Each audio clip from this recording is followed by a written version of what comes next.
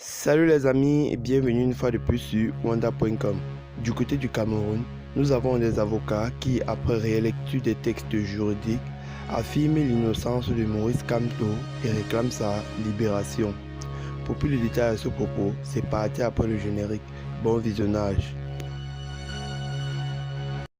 Eh bien les amis, mais avant de commencer, n'oubliez pas de cliquer sur le petit bouton rouge situé en bas de votre petit écran afin de vous abonner à la chaîne et d'activer la cloche de notification pour ne pas rater les prochaines vidéos. Bon visionnage.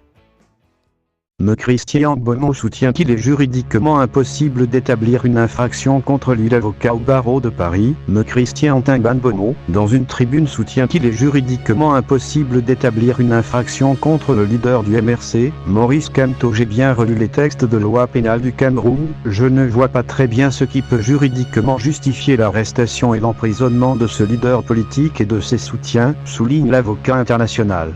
Si dès sous l'intégralité de sa sortie a eu juste que reproche Toen à Maurice Kamto, je suis en train de réfléchir sur la situation politique de mon pays. Je viens de faire une analyse avec une proposition de sortie de crise. Sur la guerre au Nozo. Après, je me suis posé la question de savoir pourquoi au juste le professeur Maurice Kamto et ses 200 soutiens sont en prison. Il est une évidence, comprendre le droit pénal est la chose la plus aisée en droit même pour les profanes. Pour preuve, de nombreuses plaintes sont rédigées dans des quartiers par des personnes n'ayant pas de formation en droit. J'ai bien relu les textes de loi pénale du Cameroun, je ne vois pas très bien ce qui peut juridiquement justifier l'arrestation et l'emprisonnement de ce leader politique et de ses soutiens. Marcher pacifiquement n'est pas une infraction au Cameroun et nulle part au monde. Qu'a-t-il donc fait ? J'ai même analysé les actes de vandalisme dans les ambassades, je me suis rendu compte qu'il est juridiquement impossible d'y établir une infraction contre lui, du moins sur le plan procédural, dans la mesure où aucune autorité policière française compétente n'a dressé de procès verbal pour constater cette infraction. Encore moins celle camerounaise qui aurait agi sur commission rogatoire internationale adressée par l'autorité judiciaire camerounaise à celle française. Autre chose, pour justifier la compétence des juridictions camerounaises contre Kamto au sujet du vandalisme des ambassades, j'entends souvent des Camerounais dire que l'ambassade est un territoire camerounais. C'est archi faux.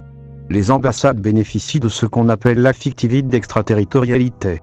Elles ne bénéficient pas d'un statut d'extraterritorialité au sens géographique et juridique. Même les intellectuels camerounais universitaires du dimanche confondent extraterritorialité et inviolabilité des ambassades. Les ambassades jouissent simplement du privilège d'inviolabilité selon l'article 22 de la Convention de Vienne de 1961. En d'autres termes, les autorités du pays d'accueil ne peuvent pas accéder sans autorisation dans les locaux d'une ambassade. Si des infractions sont commises à l'intérieur des ambassades, l'État qui accueille est compétent d'en connaître. Car les infractions ont été commises sur son territoire. Prenons l'exemple d'une ambassade dans laquelle des actes de pédophilie sont commis ou des meurtres. La police judiciaire de l'État accueillant pourra pénétrer pour faire des investigations. Même les lois de droit civil de l'État qui accueille sont applicables aux ambassades. C'est le cas lorsque les souris avaient envahi l'ambassade du Cameroun en France, certains riverains avaient saisi la justice française qui s'est déclarée compétente et ordonné que le Cameroun fasse des travaux de salubrité. Il apparaît clairement de ce fait que la justice camerounaise est incompétente à connaître des infractions de saccage de l'ambassade commises sur le sol français au regard de la loi française applicable. Ceci est lagué, qu'est-ce qui peut donc justifier éventuellement, comme on l'entend souvent dire, l'arrestation de Maurice Kamto pour des faits de destruction de biens commis en France alors qu'aucune enquête n'était ouverte en France au moment de son arrestation ? La justice camerounaise est-elle compétente à violer les règles procédurales françaises qui donnent compétence aux seules juridictions françaises de connaître et de juger les infractions commises sur son territoire ? En conclusion, rien ne justifie juridiquement la détention de Maurice Kamto et de ses soutiens.